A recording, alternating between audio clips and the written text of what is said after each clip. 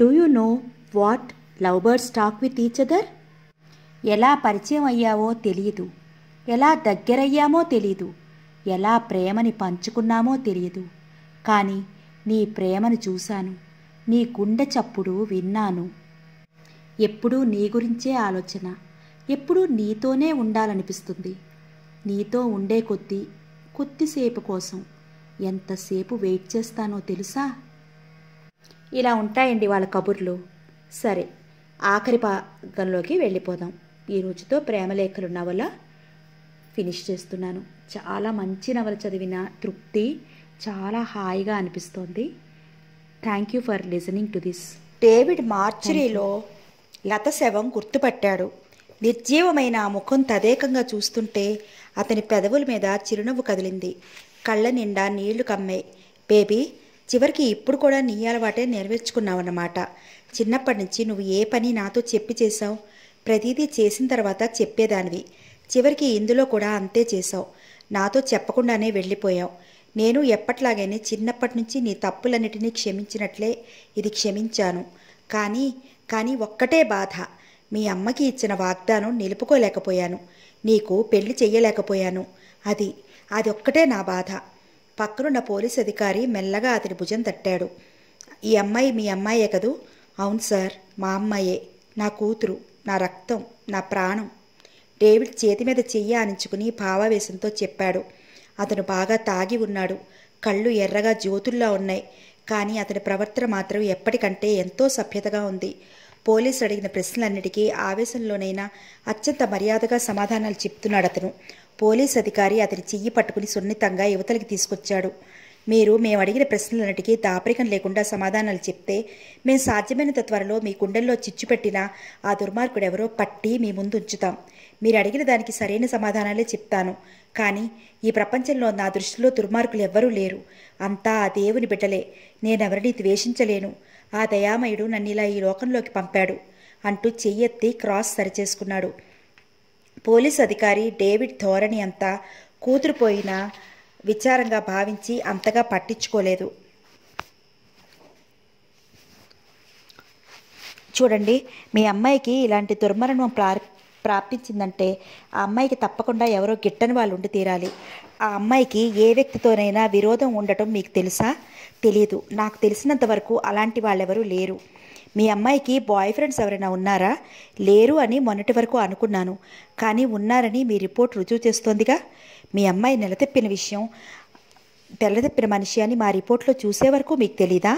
తెలియదు. డేవిడ్ తలదించుకుని 2 చేతులతో పట్టుకున్నాడు. సరే, మీరు వెళ్ళవచ్చు.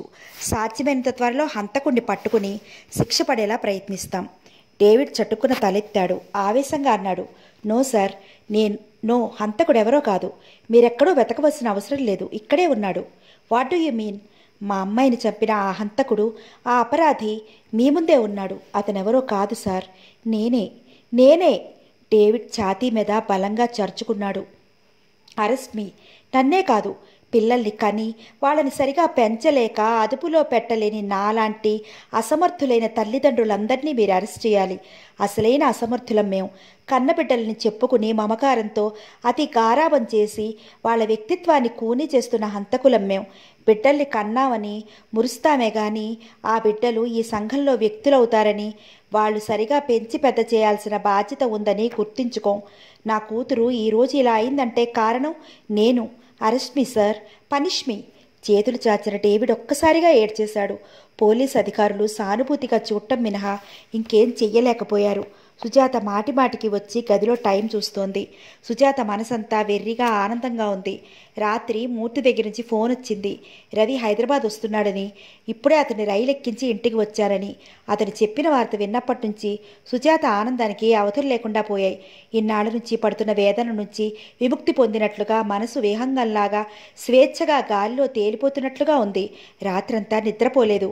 ఎప్పుడు తెల్లవారుతుందా అన్నట్లు క్షణాలు లెక్కపెట్టుకుంటూ గడిపింది. ఎన్నడూ లేనిది ఈవేళ సూర్యోదయం చూస్తుంటే అది ఈరోజు ఎంతో ప్రముఖమైనది. తన బ్రతుకులో మరువరాని శుభదినంగా అనిపించసాగింది. అతను రాగానే ఏం మాట్లాడాలో, ఎలా క్షమార్పణ చెప్పాలో రకరకాలుగా ఊహించుకుంటోంది. మాటిమాటికి ఆ దృశ్యం మనోనేత్రం ముందు కనిపిస్తుంటే గొంతులో ఏదో అడ్డుపడ్డట్టే అనిపిస్తోంది. మొదట స్టేషన్లోకి వెళ్దామా అనుకుంది. కానీ మళ్ళీ ఆ ఆరాటాన్ని నిగ్రహించుకుంది. స్టేషన్లో నలుగురి మధ్య అతన్ని చూసి ఏమీ జరగనట్టుగా మామూలుగా ప్రవర్తించటం తనకు అసలు అయ్యేటట్లుగా లేదు. అందుకే ఆ ఆలోచన విరమించుకుంది. స్నానం చేయగానే పిల్లల్ని తీసుకుని నేను అలా గుడికి వెళ్ళొస్తానే సుజా. విమల ముందుగానే చెప్పేసింది. నేను వచ్చి వంట చేస్తాను కానీ నువ్వేమి వంటింట్లోకి వెళ్ళకు అని కూడా హెచ్చరించింది. పిల్లల్ని ముస్తాబు చేస్తున్న విమలను చూస్తుంటే సుజాత కళ్ళ నిండా గిర్రున నీళ్లు తిరిగాయి. చప్పున విమల వెనక నుంచి దగ్గరగా వచ్చి మెడ చుట్టూ చేతులు పెనవేసింది. అక్క అంతకంటే మాట్లాడలేకపోయింది. ఏంటే నాకు పిచ్చెక్కుతుందేమో అన్నంత సంతోషంగా ఉందక్క. ఇంత తేలిగ్గా రవి నన్ను క్షమిస్తాడనుకోలేదు. అతను చాలా మంచివాడని నీకు నేను ఎప్పుడో చెప్పాను కదా. కానీ ఇంత మంచివాడని నేను కూడా ఎప్పుడూ అనుకోలేదు. సుజాత అక్క గడ్డం పట్టి భుజం మీదగా తన వైపు తిప్పుకుంది. అక్క నిజం చెప్పు, నేను అతనికి తగిన భార్యని కాదు కదూ. వెర్రిదానిలా మాట్లాడుకు విమల మందలింపుగా అంది. ఇన్నాళ్ళ నుంచి పడిన ఆందోళనతో దిగులుతో సుజాత చిక్కింది. ఆ చిక్కిపోయిన ముఖంలోకి ఈరోజు చెప్పలేనంత కళ వచ్చింది. పిచ్చిపిల్ల విమల నిట్టూర్చింది. సుజాత జీవితాన్ని చిన్నాభిన్నం చేసే ప్రమాదం తెచ్చిన ఈ గాలి తుమారం ఇంత సులువుగా ఇంత త్వరగా సర్దుకుంటుందని అనుకోలేదు. ఇంతలో వీధిలో కారు ఆగిన శబ్దం వినిపించింది. ఆ చప్పుడు వినగానే సుజాత విమల పిల్లలు రవి వచ్చేశాడనే ఆనందంతో చప్పున ముందు గదిలోకి వచ్చారు. కానీ వాకిటి ముందు టాక్సీ కాకుండా జీప్ ఆగుంది. అందులో నుంచి పోలీసు అధికారులు లోపలికి వచ్చారు. వచ్చినది రవికి ఆనంద్కు సుజాతకి చాలా ఆశాభంగం కలిగించింది. పోలీసు అధికారుల్లో ఒక అతను విమలని సుజాతని మార్చి మార్చి చూస్తూ మీలో సుజాత ఎవరు అని అడిగారు. నేనే సుజాత సమాధానం చెప్పింది. మీ భర్త ఎక్కడా? ఊరెళ్ళారు. ప్రేమలత అనే అమ్మాయి మీకు తెలుసా? సుజాత ఉలికిపాటు నడుచుకుంటూ తెలుసు అంది. మీ ఇద్దరికీ ఎలాంటి పరిచయం? ఒక పరిచయం మాత్రమే. ప్రాణస్నేహం లాంటిది ఏమీ లేదా? లేదు. అతను జేబులో నుంచి నెక్లెస్ తీసి సుజాత చేతికిచ్చాడు. ఇది మీదేనా? నాదే భయంగా చూస్తూ చెప్పింది. ఇది ఆ ప్రేమలత మెడలో మాకు దొరికింది. ఆ అమ్మాయి చచ్చిపోయింది తెలుసా? పేపర్లో చూశాను. ఈ నెక్లెస్ ఆ అమ్మాయి దగ్గరికి ఎలా వచ్చింది? సుజాత కంగారుగా చూపులు నేల మీదకి దించుకుంది. ఇది హత్య కేసు. మీరు దాపరికం పెట్టుకుంటే మీకే నష్టం. పెళ్లికి వెళ్తున్నాను, కావాలి అంటే నేనే ఇచ్చాను. పోలీస్ అధికారి ఈ ప్రశ్నలు జవాబులు నోటి చేసుకుంటున్న అతనితో ఇది గుర్తించమన్నట్లు సైగ చేశాడు. ఇప్పుడేగా అమ్మాయితో మీకు ముఖపరిచయం తప్ప ఇంకేమీ లేదు అన్నారు. కేవలం ముఖపరిచయంతోనే ఇంత ఖరీదైన నెక్లెస్ ఆ అమ్మాయికి ఇచ్చారా మీరు? అతని తీక్షణమైన చూపులకి సుజాత తడబడింది. ఏంటో ప్రశ్నలు. లత చచ్చిపోతే పోలీసులు ఇక్కడికి ఎందుకు వచ్చారు? ఈ నెక్లెస్తో తనని ఈ గొడవలోకి లాగడానికి కాదు కదా. సుజాత ముఖంలో ఆనందం ఎగిరిపోగా భయాందోళనలు అలుముకున్నాయి. మీ ఇంట్లో బెడ్డింగ్ ఉందా? ఉంది. దానికి పైన ప్యాకెట్ మీద ఇంగ్లీష్లో రవి అనే అక్షరాలు 4 మూలల ఒక్కొక్కటి ఆకుపచ్చ దారంతో కుట్టున్నాయా? ఉన్నాయి. పోలీస్ అధికారి సౌంజ్ఞతో పక్కనున్న అతను బయటికి వెళ్ళి జీపులో ఉన్న బెడ్డింగ్ పట్టుకుని వచ్చి అక్కడ పెట్టాడు. దానిపైన పాకెట్ మీద 4 మూలల ఇంగ్లీష్లో రవి అనే అక్షరాలు కుట్టబడి ఉన్నాయి. ఇది మీదేనా? మాదే. సుజాత దిగ్భ్రమగా చూస్తూ అంది. ఇందులోనే ప్రేమలత శవం చుట్టి రైల్లో వదిలేశారు. సుజాత ఈ మాట వినగానే సర్పదష్టురాల్లాగా ఒక అడుగు వెనక్కి వేసింది. కళ్ళల్లో నమ్మశక్యంగాని భయం రెపరెపలాడింది. ఈ ప్రేమలతకి రఘువీర్ అనే ఒక ఫ్రెండ్ కూడా ఉన్నాడు. ఈ బెట్టింగ్ మీ ఇంట్లో ఉందేమో చూడండి. సుజాత అతని వైపు వెరపుగా చూస్తూ బెట్టింగ్ వెతకడానికి లోపలికి వెళ్ళింది. ఇంతలో బయట టాక్సీ వచ్చి ఆగింది. అందులో నుంచి రవి దిగాడు. అతను ఇంటి ముందు ఆగి ఉన్న పోలీస్ జీప్ వైపు ఆశ్చర్యంగా చూశాడు. అడుగో బాబాయ్ వచ్చాడు అంటూ పిల్లలు ముగ్గురు ఎదురు పరిగెత్తారు. రవిని చూడగానే విమలకి కొండంత ధైర్యం వచ్చింది. అడుగో అతనే సుజాత భర్త, అతనితో మాట్లాడండి అంటూ వాళ్ళకి చెప్పింది. రవి పాపనెత్తుకుని లోపలికి రాగానే పోలీస్ అధికారి జేబులో నుంచి ఒక కార్డు తీసి చూపించాడు. రవి కరచాలనం చేశాడు. Glad to meet you. ఏం కావాలి? గౌరవంగా అడిగాడు. ప్రేమలత మర్డర్ కేసులో ఎంక్వైరీ కోసం వచ్చాం. గుడ్, మీరు సమయానికి వచ్చి మా శ్రమను తగ్గించారు. ప్రేమలత మర్డర్ కేసా? ఏ ప్రేమలత? రవి ఆశ్చర్యంగా అడిగాడు. మీరందరూ ఎరుగున ప్రేమలతే, డేవిడ్ కూతురు. లతను మర్డర్ చేశారా? రవి నిర్ఘాంతపోయాడు. పోలీస్ అధికారి అతని ఆశ్చర్యాన్ని చురుగ్గా పరిశీలిస్తున్నాడు. అన్ని పేపర్లలో ఫోటోలతో సహా వచ్చిన ఈ వార్త మీకు తెలియకపోవడం చాలా చిత్రమేనే. రవి తనను తాను సంభాళించుకున్నాడు. ఐఎమ్ సారీ, నేను 4-5 రోజుల నుంచి పేపర్ చూడటం లేదు. I see. అతను మాటలు వాళ్ళు నమ్మినట్లు లేరు. మీరు ఆ రోజున అంత హఠాత్తుగా మెడ్రాస్ ఎందుకు వెళ్లాల్సి వచ్చింది? నా భార్య కోసం. ఆవిడ ఇక్కడే ఉన్నారుగా. అనుకోకుండా అదే రోజున తను ఇక్కడికి బయలుదేరి వచ్చింది. ఆవిడ వస్తున్నట్లు మీకు తెలీదా? తెలీదు. మీరు అంత అర్జెంటుగా భార్య కోసం వెళ్లాల్సిన అవసరం ఏమొచ్చింది? రవి మాట్లాడలేదు. అప్పటికే సుజాత రవి వెనక ఉన్న పడక గది గుమ్మంలోకి వచ్చి నిలబడింది. సుజాత లోపల నుంచి ఇదిగో సూది అంటూ ఇంకో బెడ్డింగ్ తీసుకురాలేదు, ఇదిగో మాది అంటూ ఇంకో బెడ్డింగ్ తీసుకురాలేదు. ఆమె కళ్ళు భయంగా ముందు గదిలో ఉన్న బెడ్డింగ్ మీద నిలిచి ఉన్నాయి. పోలీస్ అధికారులు రవిని ఊపిరానీయకుండా ప్రశ్నిస్తున్నారు. లతని మీరు ఉద్యోగంలోంచి తీసేసిన మాట నిజమేనా? నిజమే. మీ ఇంటికి తరచుగా వస్తూ ఉండేదా? అప్పుడప్పుడు. మీరు ఉద్యోగం నుంచి తీసేసిన అమ్మాయిని మీ ఇంట్లోకి ఎందుకు రానిచ్చేవారు? నా భార్య, ఆమె స్నేహితురాళ్ళు. ప్లీజ్ నోట్ దిస్, పక్కా అధికారికి చెప్పాడు. మీరు ఆఖరిసారిగా లతని ఎప్పుడు చూశారు? నేను ఊరు వెళ్లే రోజున. సుమారుగా మీ ప్రయాణానికి ఎన్ని గంటల ముందు? రవి గుర్తు చేసుకున్నాడు. 5-6 గంటలకు ముందు అనుకుంటాను. ఎక్కడ చూశారు? ఇక్కడే, మా ఇంట్లోనే. ఎందుకొచ్చింది? నా భార్య కోసం. ఎందుకొచ్చిందో కారణం చెప్పిందా? తనకేదో అవసరం వచ్చిందంట, 1000 రూపాయలు కావాలని అడిగింది.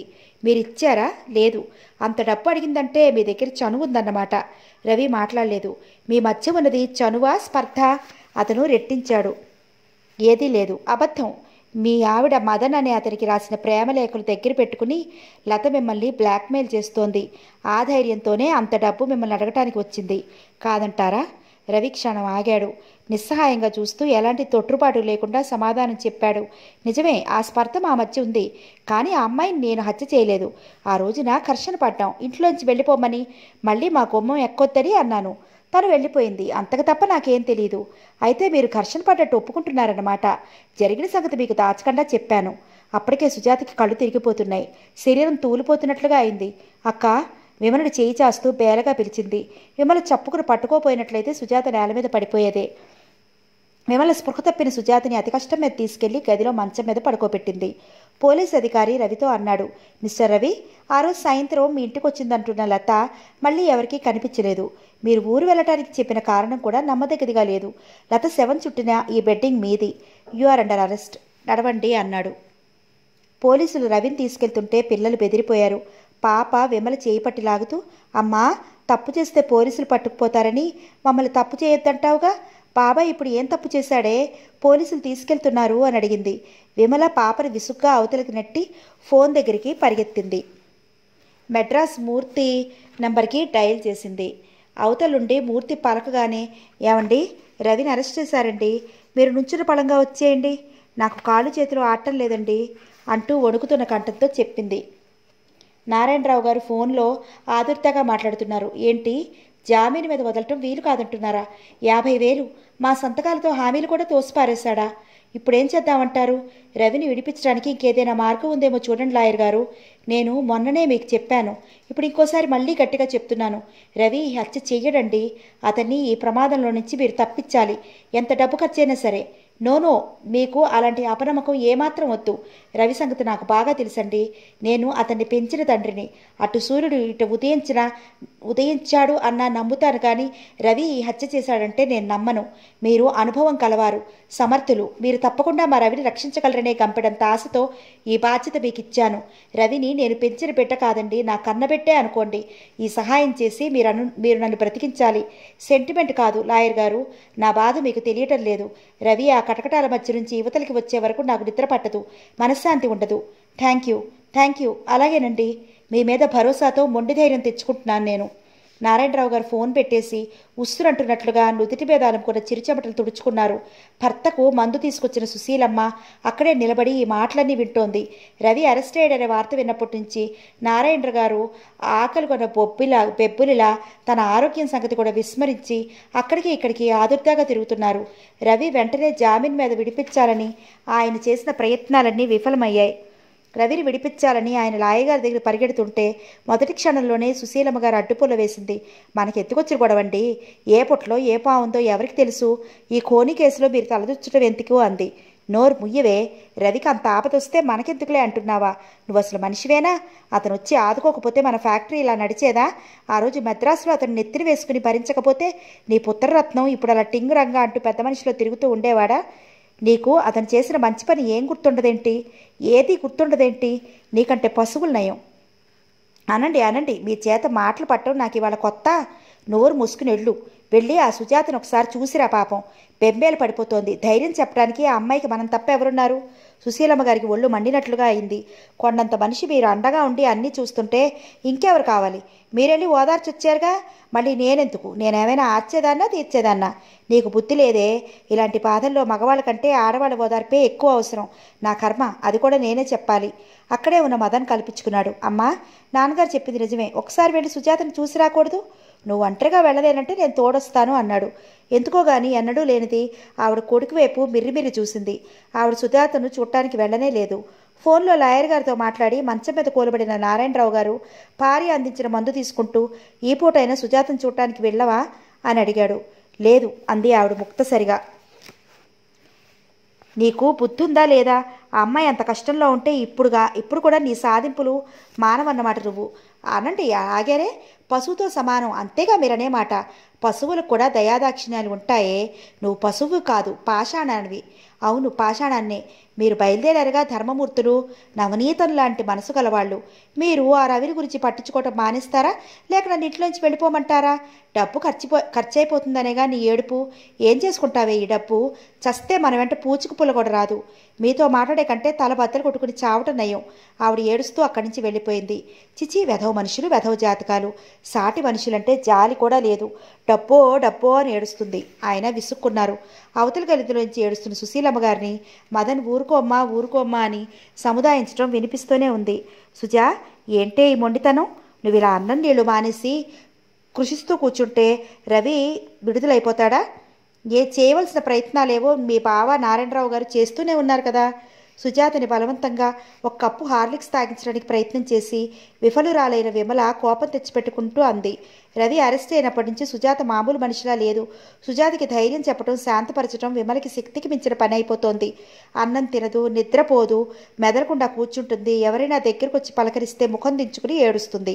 ఈ వారం రోజుల్లోనే గుర్తుపట్టలేనంతగా చిక్కి సల్లివైన సుజాతను చూస్తుంటే విమల కడుపు తరుక్కుపోతోంది. ఇంతలో మూర్తి లోపలికి వచ్చాడు. విమల ఆదుర్దాగా అతనికి ఎదురెళ్ళింది. ఏమండి, బెయిల్ దొరికిందా? రవిని విడిచిపెడతామన్నారా? లాభం లేదు విమల. పాపం నారాయణరావు గారు చేసిన ప్రయత్నం అంతా ఊరికినే పోయింది. అసలు పొరపాటంతా రవిది. ఆ లత మెళ్ళో ఉన్న నెక్లెస్ నేనే ఇచ్చానని అనటంతో ఆ కేసు మరింత బలపడిపోయింది. ఈ మాట వినగానే సుజాత మోకాల మీదకి తలదించుకుని ఏడవసాగింది. విమల నిట్టూర్చింది. బాగానే ఉంది. ఈ గండం ఎలా గడుస్తుందో ఏంటో. నాకు కూడా భయంగానే ఉంది. సాక్ష్యాలన్నీ రవి మీదనే నేరం రుజువు చేస్తున్నట్లుగా ఉన్నాయి. కాస్త కాఫీ ఏంటో ఇవ్వు, నేను మళ్ళీ లాయర్ గారింటికి వెళ్ళాలి అన్నాడు. అమ్మా, పిన్ని ఏడుస్తుందెందుకు? బాబాయ్ ఇంటికి రాలేదే? పిల్లలు అమాయకమైన ప్రశ్నలు వేయబోయి తల్లి చేత నోరు మూసుకోండి, అన్నీ మీకే కావాలి అని అదినిప్పులు తిన్నారు. మూర్తి విమల ఇచ్చిన కాఫీ తాగి మళ్ళీ హడావుడిగా బయటికి వెళ్ళిపోయాడు. రవి అరెస్ట్ అవడంతో సుజాత జీవితం నడిబజారులో పడ్డట్టు అయింది. ఎవరి నోట విన్నా ఈ కబుర్లే. నలుగురు నాలుగు రకాలుగా ఎవరు ఊహించినవి వాళ్ళు నిజాలని నమ్మిస్తూ పక్క వాళ్ళకి కుతూహలంగా చెప్పసాగారు. కొంతమంది మదన్కి సుజాతకి అవినీతికరమైన సంబంధం ఉందని, అది లత కంటపడి బ్లాక్మెయిల్ చేస్తుంటే తన సంసారం పరువు బజారుకి వెళ్లకుండా ఉండేందుకు రవి భార్యను మెడ్రాస్ పంపేసి లతను ఇంటికి రప్పించి పీక నులిమేసి కుట్టు చప్పుడు కాకుండా బెడ్డింగ్లో చుట్టి గప్చిప్గా రైల్లో వదిలేశాడని అంటే, మరి కొంతమంది అది పూర్తిగా అబద్ధం అన్నారు. అసలు రవికి లతకి ఏదో పాత పరిచయం ఉందని, అది ఇక్కడికి వచ్చిన తర్వాత కూడా కొనసాగిందని సుజాతకి తెలిసేటప్పటికీ వాళ్ళని పట్టుకుని రవితో పోట్లాడి అక్క దగ్గరికి వెళ్ళిపోయిందని, విడాకులు ఇస్తానని బెదిరించిందని, రవి లతని వదిలించుకోవాలని ప్రయత్నిస్తే నెలతప్పిన లత నలుగురికి తెలియజేసి అల్లరి చేస్తానందని, మర్యాదగా తనని పెళ్లి చేసుకుంటావా లేదా అని బెదిరిస్తే రవి లత పీడ వదిలించుకోవడానికి చంపేశాడని అనసాగారు. ఈ విధంగా సుజాత బ్రతుకు అవహేళనకి గురి అయింది. పనిలేని ఒకరిద్దరు అమ్మలక్కలు పని కట్టుకుని ఇంటికొచ్చి లేనిపోని సానుభూతి కనబరుచుతుంటే విమల వారికి నోరు మూతపడేలా సమాధానం చెప్పి పంపించింది. వాళ్ళు వెళుతూ వ్యంగ్యంగా నాలుగు దులిపేసి వెళ్ళిపోయారు. ఈ వెక్కిరింతలు, హేళనలు సుజాత మనసుని మరింత గాయపరచసాగాయి. దీనికంతటికీ మూల కారణం నేనే, పాపిష్టిదాన్ని. రవి జీవితం నరకం చేశాను అనుకుంటూ కుమిలిపోసాగింది. మూర్తి మాటలు వింటుంటే రవి విడుదలవుతాడనే ఆశ ఏమాత్రం కనిపించడం లేదు. అతన్ని ఈ ఆపదలోకి చూస్తూ కూర్చోవటం మినహా ఇంకేమీ చెయ్యలేకపోతోంది. మంచం మీద కూర్చుని ఆలోచించిన కొద్దీ సుజాతకి గంగ వెర్రులెత్తినట్లుగా ఉంది. తల గోడకేసి కొట్టుకుని చచ్చిపోవాలనిపిస్తోంది. శివుడి మూడో నేత్రం లాంటిది సంపాదించి రవిని ఇంత కష్టంలోకి తోసేసిన ఆ దుర్మార్గులెవరో తెలుసుకుని తీరాలనిపిస్తోంది. అసలు దీనికంతటికీ మూల కారణం ఆ బెట్టింగ్. తమ ఇంట్లో బెట్టింగ్ బయటికి పరాయి వాళ్ళ చేతిలోకి ఎట్లా వెళ్ళింది? తను మెడ్రాస్ వెళ్లే రోజున కూడా దాన్ని చూసింది. దానిలో పక్క బట్టలు దిండు తీసుకుని వెళ్దామని అల్మైరాల నుంచి తీసి కూడా మళ్ళా అక్కడే గిరాటు కొట్టింది. తనకు తెలియకుండా అది అసలు బయటికి ఎలా వెళ్ళింది? అమ్మగారు, కాలు కాస్త పైకి పెట్టండి. మంచం క్రిందకు వంగి ఊడుస్తూ పని మనిషి అంది. సుజాతకు ఆ క్షణంలో పని మనిషిని చూస్తే ఎక్కడలేని కోపము వచ్చేసింది. ఇది ఒక దొంగ, పక్కా కిలాడి. సుజాత చట్టుకున్న వంగి పని మనిషి చుట్టుపట్టి పైకి లాగింది. ఏమే, నిజం చెప్పు, నేను లేనప్పుడు మన ఇంటికి ఎవరొచ్చారు? నువ్వెప్పుడైనా ఏవైనా ఇచ్చావా? పని మనిషి తెల్లబోయింది. సుజాత తన మీద దొంగతనం అంటగడుతోందనుకుంది. ఏమమ్మోయ్, మాటలు మర్యాదగా రానియండి. సుజాత మంచం మీద నుంచి దిగి అక్కడికి దగ్గరలో మూల ఉన్న క్రికెట్ బ్యాట్ అందుకుంది. దాంతో పని మనిషిని ఎడాపెడా వేసింది. ఓమ్మో, ఓ నాయనో అన్నదానికి కేకలు విని విమల పరిగెత్తుకొచ్చింది. సుజా, ఆగవే, ఏంటి పని? నీకేమైనా మతిపోయిందా? చప్పును పరిగెత్తుకొచ్చి అడ్డుకుంది. నువ్వు ఆగక్క, అడ్డులే. ఇన్నాళ్ళు నాకు దీని సంగతి గుర్తు రాలేదు. దీని బుద్ధి మంచిది కాదు. ఇది ఎంత పనైనా చేయగలదు. మన ఇంట్లో బెట్టింగ్ కనిపించడం లేదు. అది పోయిందంటే దీన్ని లాలూచి ఉండే ఉంటుంది. ఏమే, నిజం చెప్తావా చెప్పవా? సుజాత కొట్టబోతుంటే విమల బ్యాట్ పట్టుకుని ఆపేసింది. అలాగైతే ఈ పని చేయాల్సింది మనం కాదే, పోలీసులకు అప్పచెప్తే సరి. ఆ నిజం ఏదో వాళ్లే కక్కిస్తారు. పోలీసుల మాట వినేసరికి పని మనిషి ముఖం వెలవెలా పోయింది. సుజాత ఆవేశంగా అంది. నేను ఊరు వెళ్లే ముందు ఇల్లు నీకు అప్పచెప్పి వెళ్ళాను. ఇంటి తాళం చెవి నీకు ఇచ్చాను. నీకు తెలియకుండా ఈ ఇంట్లోకి ఎవ్వరూ రారు. నువ్వు నిజంగా దాచకుండా చెప్తావా, పోలీసులు పిలిపించమంటావా? అమ్మగారు, పిల్లలు కలదాన్ని. పని మనిషి ఏడవటం మొదలెట్టింది. నీ పిల్లలు నీకు దక్కాలంటే నిజం చెప్పు. విమల కూడా తీక్షణంగా అంది. పని మనిషి వచ్చి సుజాత కాళ్ళకి చుట్టేసుకుంది. నేను మీకు మొన్నే చెప్తామనుకున్నానండి, కానీ భయమేసింది. ఆ రోజు అయ్యగారు ఊరెళ్లే ముందు లతమ్మ గారు వచ్చింది. అయ్యగారిని డబ్బులు అడిగింది. ఇవ్వను, వెళ్ళిపోమని తిట్టారు. లతమ్మ వెళ్ళిపోయింది. అయ్యగారు స్నానం చేసి ఫ్యాక్టరీకి వెళ్ళారు. త్వరగా వంట చేయమని ఫ్యాక్టరీ నుంచి భోజనం చేసి ఊరికెళ్తారని చెప్పెళ్ళారు. అయ్యగారు చాలాసేపటి వరకు రాలేదు. నేను వంట చేసి కూర్చుని ఎదురు చూస్తున్నాను. ఇంతలో మదన్ బాబు వచ్చాడండి. తను ఊరెళ్తున్నానని బెట్టింగ్ కావాలని అడిగారు. అయ్యగారు వస్తారు, అడగమన్నాను. అంతవరకు ఆగే వీలు లేదన్నాడు. బెట్టింగ్ ఇచ్చాను. అది తీసుకెళ్ళినట్టు ఎవరికి చెప్పొద్దని అన్నాడు. నాకు 100 రూపాయలు చేతిలో పెట్టారు. బెట్టింగ్ విషయం తనకి ఇచ్చినట్లు మర్చిపోమని, ఒకవేళ నేను ఇచ్చానని అన్నా తను ఇవ్వలేదని అనేస్తానని అన్నాడు. నాకు అప్పుడు ఆ మాటలేం అర్థం కాలేదు. ఇప్పుడు మీరంతా దాని గురించి ఇంత గొడవ పడుతుంటే నేనెంత వెధవ పని చేశానో తెలిసింది. డబ్బుకి ఇంకెప్పుడు కక్కుర్తి పడరండి. నా పిల్లల మీద ఒట్టు. పని మనిషి ఏడుస్తూ చెప్తుంటే ఆ మాటలే తలకి ఎక్కినట్టు నిలబడిపోయింది సుజాత. విమల ఆశ్చర్యంగా వేళ్లతో బుగ్గలు నొక్కుంది. ఏంటి, మదన్ తీసుకెళ్ళాడా? సుజా, మీ పావరాని. ఈ విషయం సుజాత శిలాప్రతిమలా నిలబడి గాజు కళ్ళతో చూస్తోంది. నీకు పిచ్చా అక్క? మదన్ ఒప్పుకుంటాడా? నాకు తెలియదంటాడు. ఈ పని మనిషి చేత నేనే డబ్బు ఇచ్చి అబద్ధం పలికిస్తానంటాడు. అతన్ని మనం పట్టుకోలేం, మనం రుజువు చేయలేం. సుజాత కంఠం కోసిన గాజు పలకల వాడిగా పలికింది. మదన్ టిప్టాప్గా డ్రెస్ చేసుకున్నాడు. హుషారుగా ఈలపాట పాడుతున్నాడు. సుశీలమ్మ గారు మంచం మీద సుస్తీ మనిషిలా నీరసంగా కూర్చుని ఉంది. ఒరే, ఎక్కడికి రా అంది. ఇప్పుడే వస్తానమ్మా. ఇంట్లో కూర్చుని బోరు కొడుతోంది. 10 నిమిషాలు అలా తిరిగి వచ్చేస్తాను. మను, ఇలారా. ఏంటమ్మా? అతడు దగ్గరగా వచ్చాడు. ఆవిడ అతడి చేతిలో ఆప్యాయంగా నివిరింది. ఆ కళ్ళలో భయాందోళనలు సుళ్ళు తిరుగుతున్నాయి. రవి మీద ఆ కేసు ఏదో తేలే వరకు నువ్వు బయటికి వెళ్ళకురా నాయనా. నాకేంటో చాలా భయంగా ఉంది. మదన్ హుషారుగా ఈలవేశాడు. చేతి దగ్గర గుండీలు పెట్టుకుంటూ, నీకేమైనా పిచ్చా అమ్మా? ఇంకా నీ భయాలన్నిటికీ స్వస్తి చెప్పు. నీ మదన్కి వచ్చిన భయం ఏమీ లేదు. నువ్వు కలత నిద్రలో కెవ్వు మనకుండా నిశ్చింతగా నిద్రపోవచ్చు. ఏమోరా, నా గుండె మీద భూతం కూర్చున్నంత భయంగా ఉంది. ఒంటరిగా 1 నిమిషం ఉండలేకపోతున్నాను.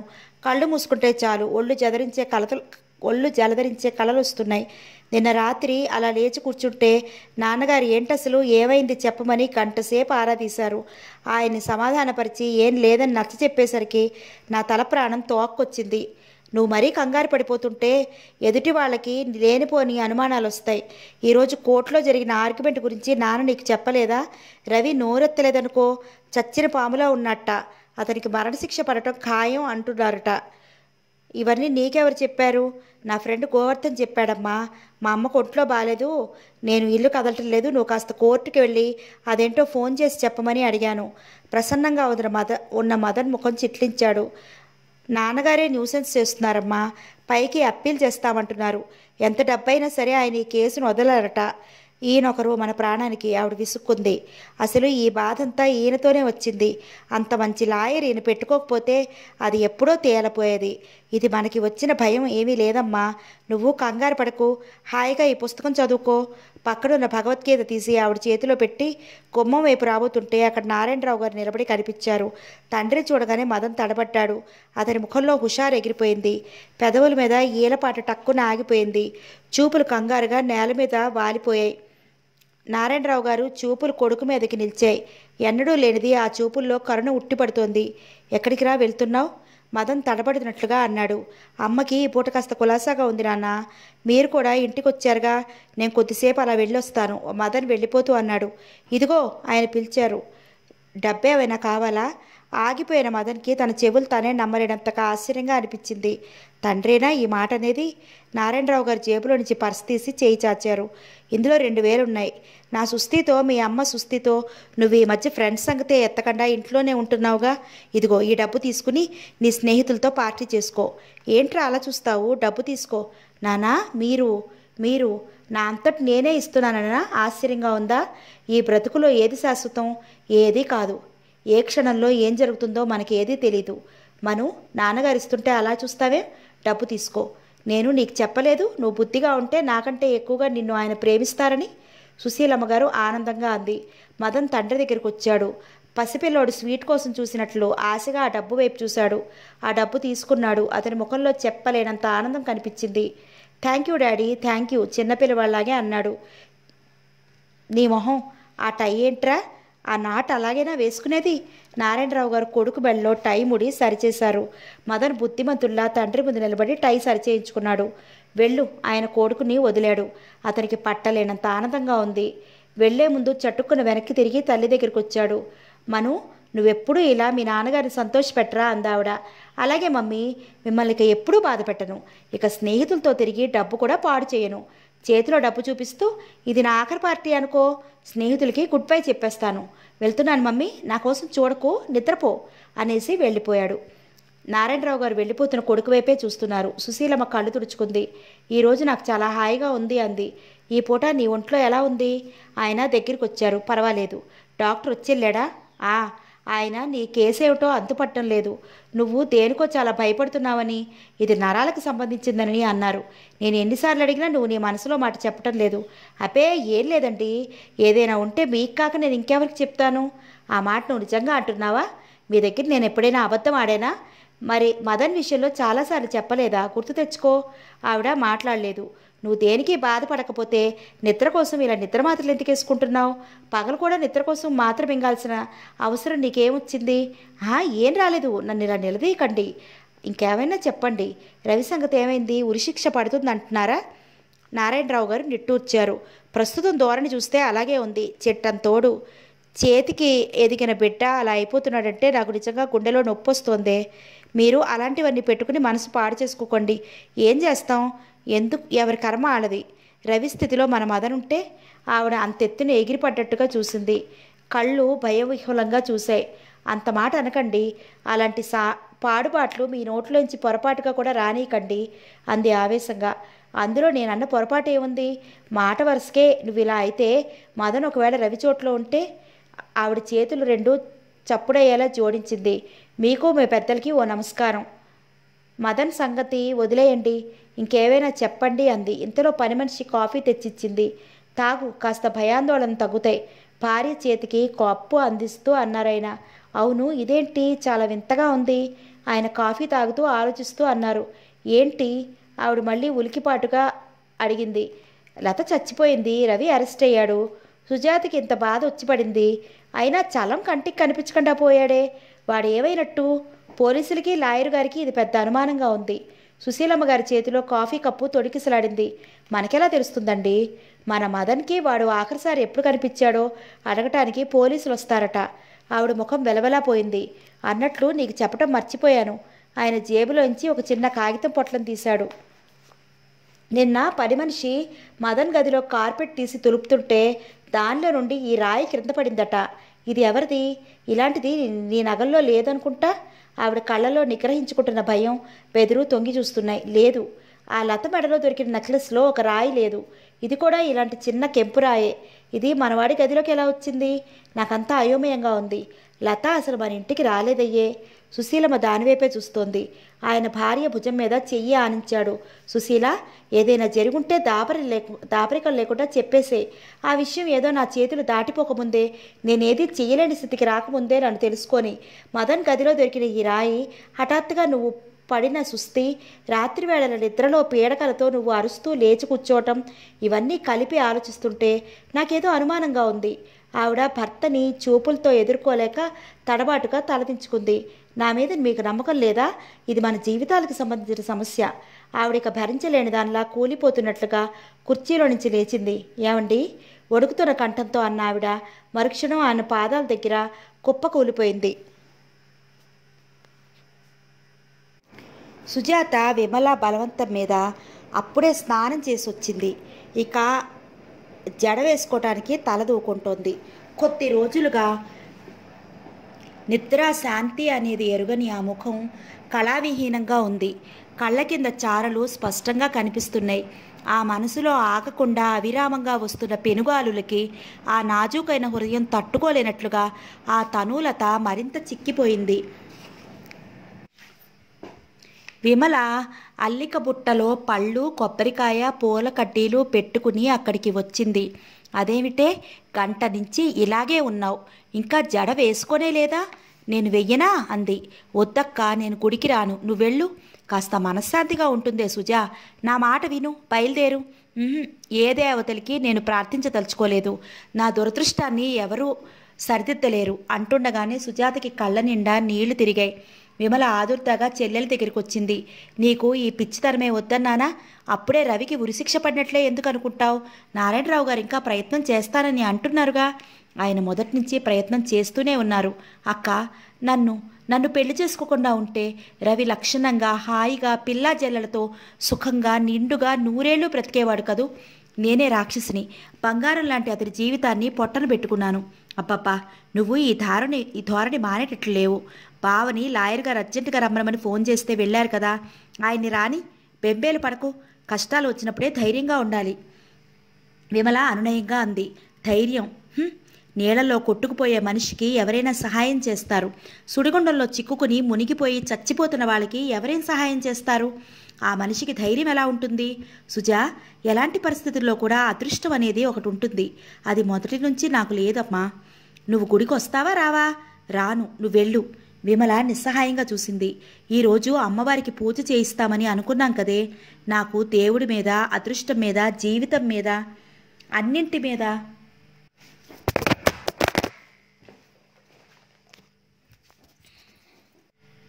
నమ్మకం పోయింది. నన్ను బ్రతిమలాడకక్క, దయ్యుంచి నాకు ఆవేశం తెప్పించుకు. సరే సరే, నేను పూజ చేయించి త్వరగా వస్తాను. పిల్లల్ని తీసుకుని విమల వెళ్ళిపోయింది. సుజాతకి ఎంత వద్దనుకున్నా కటకటాల మధ్య కూర్చుని ఉన్న రవే కళ్ళ ముందు కనిపిస్తున్నాడు. సాక్ష్యాలన్నీ అతన్ని దోషిగా రుజువు చేస్తున్నాయి. పని మనిషి ద్వారా కాస్తైనా ఈ కేసును తప్పించొచ్చని ఆశపడింది. ఆ రోజు మదన్ బెడ్డింగ్కి ఇచ్చానని చెప్పిన పని మనిషి తీరా పోలీసుల ముందు అసలు ఆ మాట నేను అనలేదు, ఈ అమ్మే డబ్బిస్తాను, అలా చెప్పమని ప్రాణాలు తోడితే అక్కడ పని మానేశాను అని చెప్పేసింది. ఈ విధంగా అన్నీ కలిపి రవిని తనని నిర్దయంగా విడదీశాయి. మాటిమాటికి రవే గుర్తొస్తున్నాడు. ఏ విధంగానైనా సరే అతన్ని ఆ ఉరికంబం నుంచి తప్పించి తను ఎక్కగలిగితే, తనను పెళ్లి చేసుకున్న అతనెందుకు ఎంత దురదృష్టవంతుడు? తన నుంచి అతనికి ఏం లభించింది? భర్తగా అపురూపమైన అనురాగం పంచి ఇచ్చాడు. తను అందుకు బదులుగా అతనికి జీవితంలో అవహేళనను అందించింది. భార్య చేసిన పొరపాటుని మంచి మనసుతో క్షమించాడతడు. అందుకు బహుమతిగా ఉరితాడు మెడలో మాలగా వేసింది తను. చిచి, తనలాంటి దురదృష్టవంతురాలు, హీన జాతకురాలు ఈ ప్రపంచంలో ఇంకెవ్వరూ ఉండరేమో. ఎంత మంచివాడతను, ఎంత మంచి భవిష్యత్ అతడిది. అతడి తెలివితేటలు, సామర్థ్యం అన్నీ పూడిదైపోయాయి. ఈ దురదృష్టాన్ని అతను ప్రేమించాడు, పెళ్లి చేసుకున్నాడు. దీనికంతటికీ కారణం ఎవరు?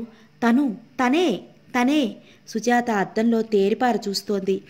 స్నానం చేసి వచ్చి బొట్టు పెట్టుకోవడం మర్చిపోయిన తన ముఖాన్నే తదేకంగా చూస్తోంది. ఆ ముఖం అందమైనదని అందరూ మెచ్చుకునేవాళ్ళు. ఎంత దురదృష్టమైనదో ఎవరూ ఊహించలేకపోయారు. సుజాత కళ్ళు మూసుకుంది. రవిని గురించిన న్యాయ నిర్ణయం జరగకముందే, అది చెవుల పడకముందే తన జీవితం అంతమైపోవాలి. ఒక్కసారి అలంకరించుకుని వెళ్ళి పెళ్లి కూతురిలా రవిని కళ్ళారా చూసి రావాలి. లేదు, ఏ నిద్రమాత్రలో మింగి అతని పాదాల దగ్గరే వాలిపోయి అతని చేతుల్లోనే చివరి విశ్రాంతి తీసుకోవాలి. సుజాత కళ్ళు తెరిచింది. భరిణిలో పొట్టు తీసుకుని పెట్టుకోపోతున్నదల్లా ఉలికిపాటుగా చటుక్కున ఆగిపోయింది. ఎదురుగా కనిపిస్తున్న అద్దంలో తన ప్రతిబింబంతో పాటు వెనకగా మదన్ నిలబడి ఉన్నాడు. అతను గుమ్మంలో నిలబడి ఉన్న అద్దంలో వెనకే నిలబడినంత దగ్గరగా ఉన్నాడు. హాయ్ సుజా! అతను అద్దంలో ప్రతిబింబాన్ని పలకరించాడు. విధి మెల్లగా తిప్పిన బొమ్మల ఇద్దరు అద్దం ముందు నుంచి మెల్లగా సుజాత అతని వైపు తిరిగింది. మదన్ చనువుగా సరాసరి లోపలికొచ్చాడు. నీ దగ్గరికి రావాలని, నిన్ను చూడాలని, ఒక్కసారి ఆత్మీయంగా నీతో మాట్లాడాలని తప్పించిపోతున్నాను సుజా. నీకు ఈ కష్టం వచ్చిన క్షణం నుంచి నా గుండె తరుక్కుపోతుందంటే నమ్ము. కానీ ఇక్కడికి రావాలంటేనే భయం. నీ చుట్టూ ఎవరెవరో ఉంటారు. నలుగురిలో నిన్ను చూసి ఏమీ ఎరగనట్లుగా దూరం నుంచి మాట్లాడి వెళ్ళిపోవడం నా వల్ల కాదు. మన ఇద్దరి జీవితాలు ఇలా బయటపడటం నాకెంత బాధగా ఉందో, నేనెంత కుమిలిపోతున్నానో చెప్పేటందుకు మాటలు దొరకటం లేదు. సుజాత అతని వైపే రెప్పవాల్చకుండా చూస్తోంది. విమల, పిల్లలేరి, మూర్తి ఎక్కడా? నిశ్శబ్దంగా ఉన్న ఇంటిని గమనిస్తూ అడిగాడు. అక్క లేదు, గుడికెళ్ళింది. బావ లేడు, ఇప్పుడు రాడు. మదన్ ఇది వినబడగానే సంతోషం అణుచుకోనట్లుగా భుజాలు కుదించాడు. సుజాత నిటారుగా నిలబడి అతని వైపే చూస్తోంది. మదన్ నవ్వటానికి ప్రయత్నించాడు. సుజాత అతని కంటికి ఎప్పుడూ అందంగానే కనిపిస్తుంది. ఈరోజు మరీను ఎన్నడూ చూడనంత అందంగా ఉంది. ముఖం చిక్కినట్టున్న విప్పారిన కళ్ళు కత్తి అంచుల్లాంటి తలతలతో మెరుస్తున్నాయి. ఒత్తైన పొడిగాటి చుట్టూ భుజాల మీద నుంచి క్రిందకి జారుతూ నా అందం నువ్వెప్పుడైనా చూసావా అన్నట్లు వయ్యారం పోతోంది. ఆ ముఖంలో పొట్టు లేకపోవడం అదో ఆకర్షణగా ఉంది. తనవైపే అలా తదేకంగా చూస్తున్న సుజాతని చూస్తుంటే స్వాప్నికుడికి ముందు ప్రత్యక్షమైన నవమోహినిలా ఉంది. ఆ శృంగార దేవతని చూస్తుంటే మదన్ మనసులో కోరికలు పడగలు విప్పసాగాయి. అతను ఎంతోమంది ఆడపిల్లలను చూశాడు, స్నేహం చేశాడు. కానీ సుజాతలా ఇలా ఎవ్వరూ మరీ కావాలని తప్పించేలా, పిచ్చెక్కించేలా లేరు. సుజాత స్థితి ఇందుకు పూర్తిగా విరుద్ధంగా ఉంది. అతన్ని చూస్తున్న కొద్దీ మనసులో అంతవరకు ఉక్కిరిబిక్కిరి చేస్తున్న దుఃఖం క్రమంగా అంతరించసాగింది. మదన్ చాలా బాధపడుతున్నట్లుగా అన్నాడు. రవి ఇంత దారుణం తలపెడతాడని అనుకోలేదు సుజా. నేనే కాదు, ఎవ్వరూ నమ్మలేకపోయారు. అయినా ఇందులో రవి తప్పు కూడా ఏం లేదులే. దీనికంతటికీ కారణం ఆ లత చేతులారా చావు కొని తెచ్చుకుంది. వాళ్ళిద్దరూ కలిసి మధ్యలో అమాయకురాలైన నీ జీవితం నవ్వుల పాలు చేశారు. చిచి, నలుగురు నాలుగు రకాలుగా అంటుంటే మగవాడి నేనే తలెత్తి వీధి ముఖం చూడలేక ఇంట్లో కూర్చునిపోయానంటే నువ్వెలా తట్టగలుగుతున్నావో మరి. నాన్నగారు నువ్వు చాలా బాధపడుతున్నావని చెప్పినప్పటి నుంచి నా కాళ్ళు చేతులు ఆడనట్టుగా ఉంది. దానికి తోడు ఈరోజు నాన్నగారు కోర్టు నుంచి వచ్చి రవికి ఉరిశిక్ష పడటం ఖాయమని చెప్పారు. ఈ మాట విన్న తర్వాత ఇక నిన్ను చూడకుండా ఉండలేకపోయాను. సుజాతకి కడుపులో మంటలాంటిది ప్రారంభమైంది. అది కార్చిచ్చులా ఆర్చడానికి సాధ్యం కాని దానిలా మనసంతా వ్యాపించసాగింది. నువ్వు బాధపడకు సుజా. నువ్వు బాధపడితే నేను చూడలేను. నేను అనేవాడిని నీకు ఉన్నాననే గుర్తు చేయడానికి వచ్చాను. నిజంగా నా మదన్? నిజం సుజా, దేవుడి సాక్షిగా చెప్తున్నాను. అతను సుజాత దగ్గరికి వచ్చాడు. సుజా, జరిగిందేదో జరిగింది. ఇలాంటి కేసులో రవికి ఉరిశిక్ష పట్టడంలో వింతలేదు. అది న్యాయమే. దానికోసం నువ్వు కృంగిపోకు. అతనితో నీ జీవితం ఒక చేదు జ్ఞాపకంగా భావించి గుండె ధైర్యం తెచ్చుకో. మర్చిపో ప్లీజ్. మర్చిపోయి ఏం చేయను? నిస్సహాయంగా అడిగింది. అతను మరింత చేరువుగా వచ్చాడు. ఒక్కసారి నీ వెనక జీవితం గుర్తు తెచ్చుకో సుజా. నువ్వే చెప్పు. నువ్వు అసలు నా భార్య కావాల్సిన దానివి కదా. నన్ను చేసుకుంటే అసలు నీకు ఈ బాధలన్నీ వచ్చేవే కావు. నా మీద కోపంతో ఆ రవిగాడిని పెళ్లి చేసుకున్నావు. ఈ పెళ్లితోనే నీకు ఈ కష్టాలు ప్రారంభమయ్యాయి. పర్వాలేదు సుజా, ఇక్కడితో నీ బాధలు సమాప్తం అవుతాయి. మధ్యలో వచ్చిన రవి మధ్యలోనే పోయాడు. లతతో వచ్చిన పీడ లతతోనే పోయింది. దురదృష్టం మనల్ని విడదీసినా మళ్ళీ ఇలా దయచూసి కలిపింది. ఇంత చిన్నతనంలో నువ్వు వైధవ్యంతో బంగారం లాంటి జీవితం పాడు చేసుకోవడం నాకు ఇష్టం లేదు. నేను భరించలేను. నేను నిన్ను పెళ్లి చేసుకుంటాను. సుజాత ఉలిక్కిపడింది. క్రమంగా పెదవుల మీద చిరునవ్వు కదిలింది. నువ్వెంత మంచివాడివి మదన్. నీ మనసు ఇంత గొప్పదని నాకు ఇంతవరకు తెలీదు. ఎంత ఔదార్యం ఉంది నీలో. పెళ్ళయి సంసారం చేసి భర్తని పోగొట్టుకుని జీవితం నవ్వులు పాలైన నన్ను ఆదరిస్తానంటున్నావు. అంతకంటే సంతోషం నాకేముంటుంది? మదన్ మనసు పులకరించింది. అతని కళ్ళలో అనుకున్నది సాధించాననే విజయగర్వం మెరిసింది. తనువంతా పరవశంగా ఆనందంగా అయింది. బొట్టు లేని సుజాత ముఖం చూశాడు. డ్రెస్సింగ్ టేబుల్ మీద ఉన్న కుంకుమపరిని తీశాడు. అందులో నుంచి బొట్టు తీస్తూ, సుజా, బొట్టులేని నీ ముఖాన్ని నా చేత్తో బొట్టు అలంకరించని. ఈ విధంగా తెగిపోయిన మన బంధాన్ని తిరిగి కలుపుకుందాం. ఏమంటావు? అతను సుజాత అనుమతి కోసం ఆగలేదు. బొట్టు పెట్టబోయాడు. అతను తాకపోతుంటే సుజాత అణువణువులో అంతవరకు రాజుకుంటున్న మంట ఒక్కసారిగా భగ్గున పైకి లేచింది.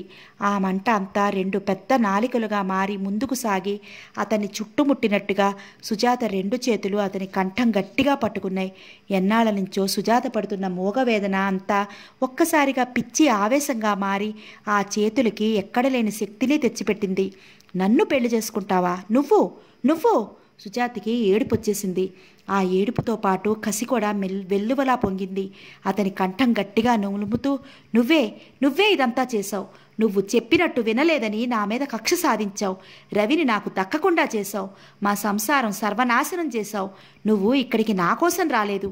నీ చావు కోసం వచ్చావు. నన్ను పెళ్లి చేసుకుంటావా నువ్వు? సుజాత అరుస్తోంది, ఏడుస్తోంది. మదన్ తలని గోడకేసి కొడుతోంది. సుజాతకి కాలం ఆగిపోయినట్లుగా ఉంది. తల బ్రద్దలైపోతున్నంత బాధగా ఉంది. ఫెలఫెలమంటూ ఏంటి చప్పుడు? పిడుగులొస్తున్నాయా? ఇదేంటి? భూమి ఆకాశం ఇలా గిర్రం తిరిగిపోతున్నాయెందుకు? ఏంటి వేగం? నిలదొక్కుకోవటం సాధ్యమే కావటం లేదు. నరకాసురుడి వధ జరుగుతున్నట్లుగా. ఎక్కడి నుంచి ఈ హాహాకారాలు? తన చేతులకి అంటుకుని వదలని ఈ బరువేంటి? గోడకేసి కొట్టినా, డ్రెస్సింగ్ టేబుల్కేసి బాదినా చేతుల నుంచి విడిపోదేం? ఈ తడేంటి? చేతుల నిండా ఈ గోరింటాకి ఎప్పుడు పెట్టుకుంది? అప్పుడే గుడి నుంచి తిరిగి వచ్చిన విమల ఇంట్లో అడుగు పెట్టగానే గదిలో నుంచి వస్తున్న అరుపులు విని అక్కడికి పరిగెత్తుకొచ్చింది. అప్పటికే ఆ గదంతా రామరావణ యుద్ధం జరిగినట్లుగా ఉంది. చిందరవందరగా పడి ఉన్న సామానుతో బీభత్సంగా ఉంది. సుజాత మహిషాసుర మర్దనిలా మదన్ కంఠం పట్టుకుని నేలకేసి కొడుతోంది. సుజా, ఏంటి పని? విమల లోపలికి వచ్చి అతి కష్టం మీద సుజాత చేతుల్లో నుంచి మదన్ని తప్పించి యువతలికి లాగింది. నీకు తెలియదక్కా, నువ్వుండు. విమల సుజాతని విసురుగా అవతలికి తోసి మదన్ తలని చేతుల్లోకి తీసుకుంది.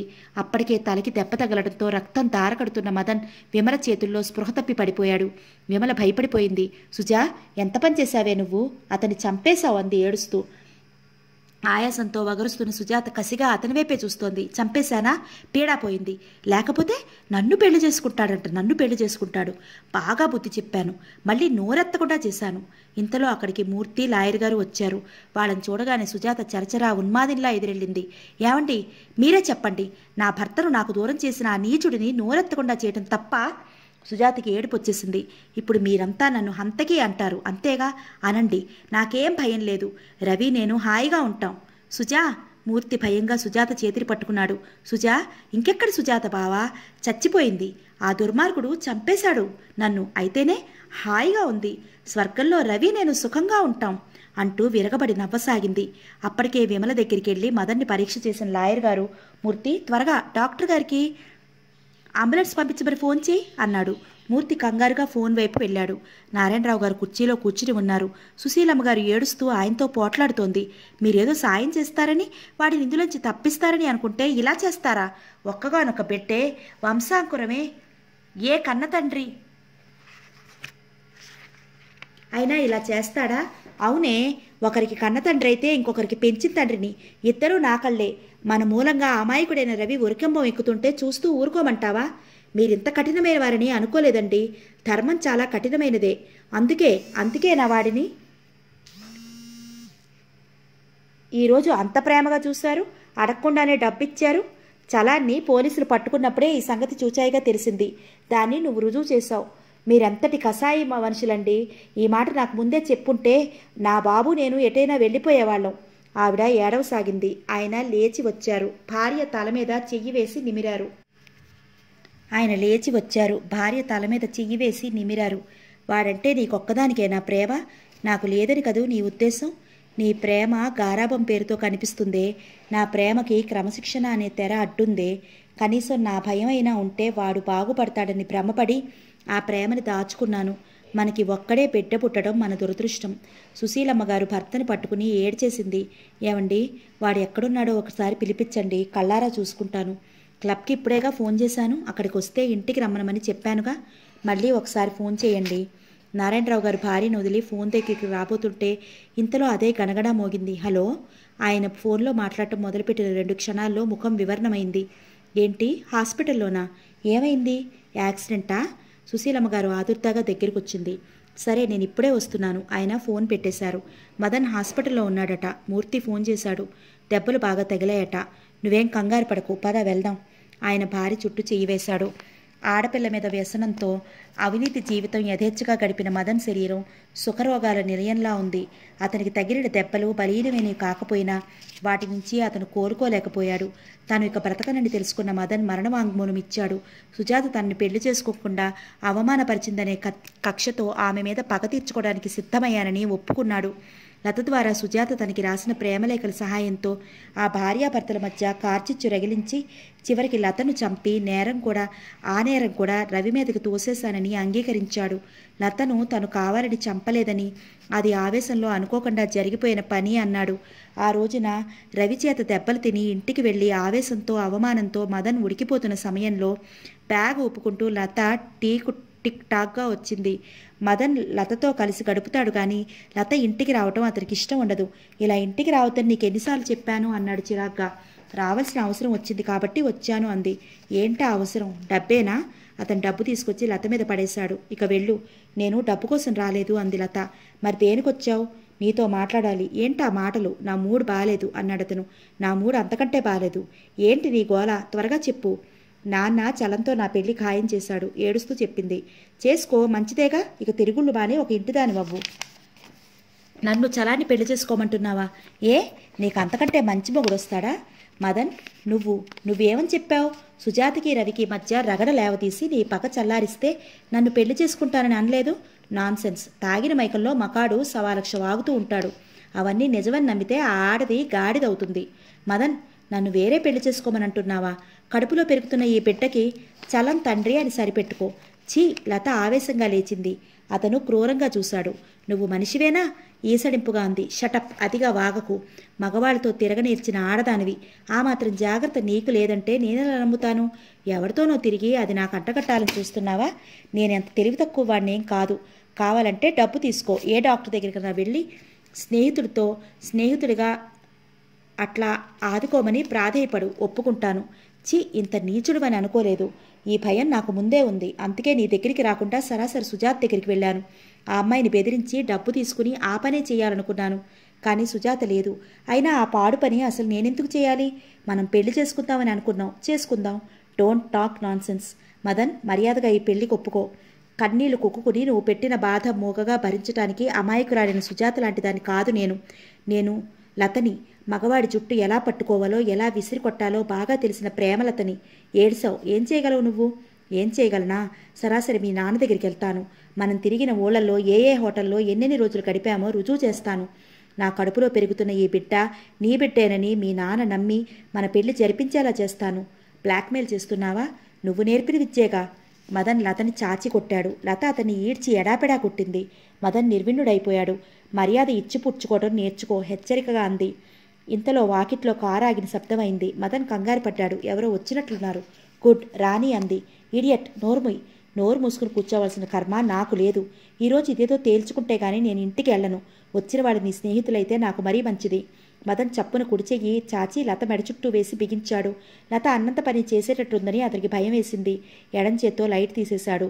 చీకటి నిండిన గదిలో అతని పట్టు నుంచి విడిపించుకోవాలని మూరుగుతూ చేసిన శబ్దం ఎంతసేపో వినిపించలేదు. డ్రైవర్ వెళ్తున్నానమ్మా అనటం వినిపించింది. వచ్చింది ఎవరో కాదు, తల్లి. 5 నిమిషాల తర్వాత సుశీలమ్మగారు ఉస్సురంటూ పైకొచ్చింది. మదన్ లతని విసురుగా సోఫాలోకి తోసి లైట్ వేశాడు. మదన్, తల్లి పిలుస్తూ అతని గదిలోకి వచ్చింది. ఆవిడ ఎదురుగా సోఫాలో అటువైపు ముఖం తిప్పుకుని కూర్చున్న లతను చూడగానే నిర్ఘాంతపోయింది. కొడుకు మీద చెప్పలేనంత కోపం వచ్చేసింది. నీకెన్నిసార్లు చెప్పినా బుద్ధి లేదురా? మళ్ళీ ఈ తాగుబోతు దాన్ని ఇంటికి తీసుకొచ్చావా? మీ నాన్నగారికి తెలిస్తే ఇంకేమైనా ఉందా? ఇంకెప్పుడు రాదులే అమ్మా, గొడవ చేయకు విసుగ్గా అన్నాడు అతను. అది రాకుండా ఉండాలంటే నేనే బుద్ధి చెప్పాలి. ఆవిడ చరచరా లత దగ్గరికి వెళ్ళింది. ఏమే, నీకు సిగ్గుందా లేదా? ఏ ముఖం పెట్టుకుని ఇక్కడికి వచ్చావు? జుట్టుపట్టి లాగిన ఆవిడ లత సోఫాలో వెనక్కి నిర్జీవంగా వారటం చూసి తెల్లబోయింది. మరి క్షణంలో కెవ్వుమంది. మదన్ చప్పున తల్లి దగ్గరికి వచ్చాడు. సోఫాలో వాలటం చూసి తెల్లబోయింది. మరుక్షణంలో కెవ్వుమంది. మదన్ చప్పున తల్లి దగ్గరికి వచ్చాడు. అమ్మా, ఏంటి, ఏమైంది? లతను చూసిన అతను కూడా కొయ్యబొమ్మలా అయిపోయాడు. తర్వాత 10 నిమిషాల వరకు తల్లిని ఓదార్చటం, ధైర్యం చెప్పటం మదన్కి శక్తికి మించిన పని అయిపోయింది. ఒరేయ్, ముందు దాన్ని ఇంట్లోంచి తీసుకెళ్ళి ఎక్కడైనా వదిలేసిరా అంది ఆవిడ వణికిపోతూ. నువ్వు భయపడితే నా మతే పోతుందమ్మా అన్నాడు మదన్. ఎంత పని జరిగింది? లతని గొడవ చేయకుండా ఆపాలనే కోపంలో కంఠం ఊపిరాడనంతగా నొక్కుతున్నట్లే తనకు తెలియలేదు. అతని శరీరం మాటిమాటికి జలధరిస్తోంది. ఆపదలు, గొడవలు అతనికి కొత్త కావు. అతను తీవ్రంగా ఆలోచించాడు. అరగంట తర్వాత సుజాత పని మనిషి బెడ్డింగ్ తెచ్చి అతని ముందు పెట్టింది. ఇక నేను వెళ్తాను బాబుగారు, అయ్యగారు మళ్ళీ భోజనానికి వచ్చే టైం అయింది, ఇంటి దగ్గర ఉండాలి అంది. ఊరెళ్తున్నారు అన్నావుగా? అవును. మదన్ 100 రూపాయల కాగితం తీసి ఆమె చేతిలో పెట్టాడు. చూడు, నేను కూడా ఊరెళ్తున్నాను. నేను వచ్చే లోపల ఈ బెడ్డింగ్ కనిపించలేదని వాళ్ళు గొడవ పడతారేమో, నీకు తెలియదని చెప్పు. దానికే ఉందిలే బాబు, నేను అసలు చూడనే లేదంటాను అని వెళ్ళిపోయింది. కొద్దిసేపు అయిన తర్వాత మదన్ సీసాలోంచి ఆఖరి భాగంగా గ్లాసులోకి వంపుకుని తాగేసి ఖాళీ గ్లాసు టేబుల్ మీద పెట్టాడు. అంతకుముందు సుజాత పని మనిషి అక్కడ తెచ్చిపెట్టిన ఖాళీ బెడ్డింగ్ ఇప్పుడు లావుగా నిండుగా ఉంది. అతని చూపులు పెరుగ్గా భయంగా కట్టిపెట్టిన ఆ బెడ్డింగ్ వైపే చూస్తున్నాయి. అతని నుదుటి నిండా చెమటలు అలుముకున్నాయి. గుండెలు వేగంగా కొట్టుకుంటున్నాయి. గదిలో టిక్ టిక్ మంటున్న గడియారపు మోత భరించలేనంత బిగ్గరగా వినిపిస్తోంది. ఇంతలో కూనిరాగం తీస్తూ చలం వచ్చాడు. అతను గది మధ్యగా ఉన్న బెడ్డింగ్ చూసి ఊరెళ్తున్నావా అని అడిగాడు. అవును, అర్జెంటుగా మెడ్రాస్ వెళ్లాల్సిన పని తగిలింది అనేశాడు. ఏంటా పని? తర్వాత చెప్తాను. చలాన్ని చూసేసరికి మదన్కి ధైర్యం వచ్చేసింది. చలం ఒంట్లో బాలేదని డ్రైవర్ వెళ్ళిపోయాడు. స్టేషన్కి వెళ్ళటానికి ఆటో కానీ ట్యాక్సీ కానీ తీసుకొస్తావా అన్నాడు. ఓకే. చలం వెళ్ళి ట్యాక్సీ తీసుకొచ్చాడు. బెడ్డింగ్ మదన్ తీసుకురాబోతుంటే నేనే తెస్తాలే అని ఎత్తబోయిన చలం, అబ్బా బరువుగా ఉందే అంటూ మొయ్యలేక మోస్తూ తెచ్చి ట్యాక్సీ డిక్కీలో పెట్టాడు. ఇద్దరు స్టేషన్కి వచ్చారు. మదన్ ట్యాక్సీ డబ్బులు చెల్లించగానే కంగారుగా, అరేరే, నేను నాన్నగారికి ఒక ముఖ్య విషయం చెప్పడం మర్చిపోయాను, ఫోన్ చేసి ఇప్పుడే వస్తాను, నువ్వు ఈ బెడ్డింగ్ కూలీ చేత ఫస్ట్ క్లాస్ కంపార్ట్మెంట్లో పెట్టించు అనేసి మదన్ ఫోన్ బూత్ వైపు వెళ్ళిపోయాడు. దీనికి మళ్ళీ కూలీ ఎందుకు, దండగా రూపాయో ₹1 అడుగుతాడు అనుకుంటూ చలం తనే మోసుకుంటూ వెళ్ళి ఫస్ట్ క్లాస్ కంపార్ట్మెంట్లో పెట్టి వచ్చాడు. అతను ఎంతసేపు చూసినా మదన్ రాలేదు. రైలు కదలబోతోంది. ఫోన్ దగ్గరికి వెళ్ళి చూస్తే అక్కడ లేడు. రైలు కదిలింది. ఆదుర్దాగా వెళ్తున్న చలానికి మదన్ పుస్తకాల షాప్ దగ్గర కనిపించాడు. మదన్, రైలు కదిలింది. చలాన్ని శాంతం మాట్లాడనీయకుండానే మదన్ అతని చేయి పట్టుకుని గబగబా స్టేషన్ బయటికి లాక్కొచ్చాడు. అయ్యయ్యో, బెడ్డింగ్ ఆ రైల్లో వెళ్ళిపోతోంది. చలం ముత్తుకున్నాడు. దాని సంగతి మర్చిపో. అదేంటి? గదికి వెళ్దాం పదా, చెప్తాను. ఇద్దరూ గదికొచ్చారు. మదన్ చెప్పిన సంగతి వినగానే చలం నిలువుగుట్లు వేశాడు. ఆ బెడ్డింగ్లో లత శవం ఉందా? అతని కళ్ళు గిర్రును తిరిగాయి. మదన్ జేబులో నుంచి కొంత డబ్బు తీసి చలం చేతిలో పెట్టాడు. ఆ విషయం నాకు నీకు తప్ప ఇంకెవరికీ తెలియకూడదు. కొద్ది రోజులు నువ్వు ఎక్కడికన్నా వెళ్ళిపో, ఎవరికి కనిపించకు, జాగ్రత్త. పోలీసుల దగ్గరికి వెళ్ళి ఏదైనా వాగేవా, ఆ ఉచ్చులో నిన్ను బిగిస్తాను. బెడ్డింగ్ రైల్లో పెట్టినవాడివి నువ్వు అంటూ హెచ్చరించాడు. చలానికి జీవితంలో మొదటిసారిగా డబ్బు చూస్తే అసహ్యం కలిగింది. లత, నన్నెప్పుడు చెంచా అని హేళన చేసేదానివి. చివరికి ఈ చెంచా ఎంత పని చేశాడో చూసావా? అతనికి ఏడుపు వచ్చేసింది. నోరు మూసుకో, ఆడదానిలా ఏడవకు. మదన్ గద్దించి వెళ్ళిపోయాడు. మదన్ ఇంటికి రాగానే తల్లి భయంగా ఏరా నాయనా అంది. నీకేం భయం వద్దమ్మా, క్యారియర్ సర్దివ్వు, నాన్నగారికి అన్నం తెచ్చొస్తాను అన్నాడు. ఆ విధంగా లత చావును తెలివిగా రవి మీద పెట్టి అతన్ని ఉరికంబం ఎక్కించి ఆ విధంగానైనా సుజాతని తన దానిగా చేసుకోవాలని అనుకున్నానని చెప్పాడు. కానీ మొదటి నుంచి అతని ప్రతి ప్రయత్నంలో సుజాత అందినట్లే అందకుండా పోతోంది. ఇప్పుడు కూడా అదే జరిగింది. మదన్ మరణవాంగ్మూలం పోలీసులు రికార్డ్ చేశారు. సుశీలమ్మగారు మదన్ లతని హత్య చేసిన సంగతి ఒప్పుకుంది. తన అపరాధం చలం అంగీకరించాడు. మదన్ మరణించాడు. కొడుకు కోసం ఏడుస్తున్న భార్యని నారాయణరావు గారు అనునయించారు. ఎందుకే ఏడుస్తావు? వాడిలా పోవటమే నయ్యవని సంతోషించు. వాడు బ్రతికితే మాత్రం ఏమయ్యేది? కోర్టులు, కేసు, ఉరిశిక్ష, ఇదేగా. దానికంటే ఇది చాలా నయం కదూ. ఆయన కంఠం కంపించింది. ఏడవనండి, ఏడవను, ఏడుస్తూనే అంది సుశీలమ్మగారు. రవి విడుదలయ్యాడు. అతన్ని ఇంటికి తీసుకెళ్ళటానికి నారాయణరావు గారు, సుశీలమ్మ, మూర్తి, విమల, పిల్లలు అందరూ వచ్చారు. నారాయణరావు గారు ఈ కొద్ది రోజుల్లోనే చాలా కృంగిపోయిన మనిషిలా అయ్యారు. ఆయనలో ఆ టీవీ, ఆ దర్పం లేనే లేవు. పుత్రశోకం ఆయన్ని ఎంత కృంగతీసింది చూసేవారికిట్టే తెలిసిపోతోంది. ఆయన రవి 2 చేతులు పట్టుకున్నారు. బాబు, నీకు చాలా బాధ కలిగించాం. అంత మాట అనకండి. ఈ వయసులో నా మూలంగానే మీకింత కడుపుకోత కలిగింది. మీరే నన్ను క్షమించాలి. ఇందులో నువ్వు చేసిందే ఉంది రవి. ఇదంతా మా దురదృష్టం అంది సుశీలమ్మగారు. అమ్మా, ఆ పిలుపుకి ఆవిడ కళ్ళల్లో నీళ్లు తిరిగాయి. రవి, ఇన్నాళ్ళు నీ పిలుపులో ఆత్మీయత గుర్తించలేకపోయాను. కన్న కొడుకి అని మదన్ పట్ల పిచ్చి మమకారమే తప్ప అసలు తల్లి మనసేమిటో అర్థం చేసుకోలేకపోయాను. నన్ను అలాగే పిలు రవి, అమ్మ అనే పిలు. అవును బాబు, జరిగిందేదో జరిగింది. ఇక మాకు ఉన్నది నువ్వే. మా ఇద్దరి జీవితాలు నీ నీడలోనే తెల్లవారాలి నారాయణరావు గారు అన్నారు. నాకు తెలిసినంత వరకు మీకు ఏ లోటు రానియను అన్నాడు రవి. రవి, నారాయణరావు గారు జోక్యం చేసుకోకపోతే సుజాత మీద ఈ కేసు ఇంత త్వరగా తేలేది కాదేమో. ఆయన కన్న కొడుకని పక్షపాతం లేకుండా మనకెంతో సహాయం చేశారు అని మూర్తి చెప్తుంటే నారాయణరావు గారి వైపు చూస్తున్న రవి కళ్ళల్లో కృతజ్ఞత వర్షించింది. బాబాయ్, జైల్లో ఏం చేశావు నువ్వు? పాప రవి చంక ఎక్కుతూ అడిగింది. నీకు చెప్పడానికి బోలెడని కథలు ఆలోచించానమ్మా. పాపనెత్తుకున్న రవి అక్కడ అందరినీ కలిగి చూశాడు. అతను కోరుకున్న వ్యక్తి కనిపించలేదు. విమల, సుజాతకి ఎలా ఉంది అడగలేక అడిగాడు. కొద్దిగా నయంగానే ఉంది. ఇప్పుడిప్పుడే కాస్త మనలో మనిషిగా మాట్లాడుతోంది. ఇంకా గాబరా కలిగించే వార్త కానీ చెప్పొద్దంటున్నారు. కొద్ది రోజుల పాటు ఈ స్థలం, ఈ ఊరు, ఈ మనుషుల మధ్య నుండి ఎక్కడికైనా ప్రశాంతంగా ఉన్న చోటికి తీసుకెళ్లమని డాక్టర్ అంటున్నారు. నేను అదే ఆలోచిస్తున్నాను. నా స్నేహితుడు నాకు టీచర్ జాబ్ ఇప్పిస్తానని, ఆ పల్లెటూరు చాలా హాయిగా ఉంటుందంట. అక్కడికి వెళ్దామని అనుకుంటున్నాను అన్నాడు రవి. రవి పడక గదిలో ఉన్నాడు. తను సుజాత కలిసి ఉన్న ఫోటో వైపు తదేకంగా చూస్తూ నిలబడ్డాడు. సుజాత మెల్లగా గదిలోకి వచ్చింది. అతడి వెనకగా వచ్చి సందేహంగా భుజం మీద కంపిస్తున్న చెయ్యి ఆనించింది. రవి ఆ స్పర్శ తెలిసిన వాడిలా ఆ చెయ్యి మీద చెయ్యి వేసి పట్టుకున్నాడు. ఒక్క నిమిషం ఇద్దరూ అలాగే నిలబడ్డారు. రవి మెల్లగా సుజాత చెయ్యి పట్టుకుని ముందుకు తీసుకున్నాడు. అతనికి అభిముఖంగా వచ్చిన సుజాత చట్టుకున్న అతని పాదాల వైపు వంగబోయింది. రవి మధ్యలోనే ఆపి లేవతీశాడు. సుజాతకి ఏడుపు ముంచుకొచ్చేసింది. రవి సుజాతని దగ్గరికి తీసుకున్నాడు. సుజా, మన మహాకవి ఏమన్నాడో తెలుసా? నిజమైన ప్రేమ కన్నీళ్లతో కడిగి నిట్టూర్పుల వేడిలో కాలిస్తే గాని సానపట్టిన వజ్రంలా మెరవదట. మన విషయంలో కూడా అంతే జరిగిందని అనుకుందాం, సరేనా? నిన్ను చాలా బాధ పెట్టాను. బాధ పెడితే గాని ఆనందం విలువ తెలియదు సుజా. డగ్గుత్తుకతో అంటున్న అతని కళ్ళు కూడా చెమ్మగిల్లాయి.